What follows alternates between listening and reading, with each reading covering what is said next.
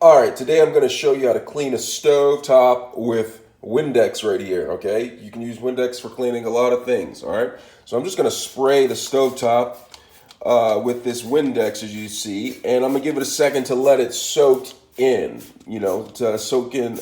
Okay, so it's soaking in, and after about a couple of seconds, it should be good. I'm going to take a dry cloth or paper towel, and then I'm just going to just go along it and just like use a little bit of elbow grease and get around and really get up in there.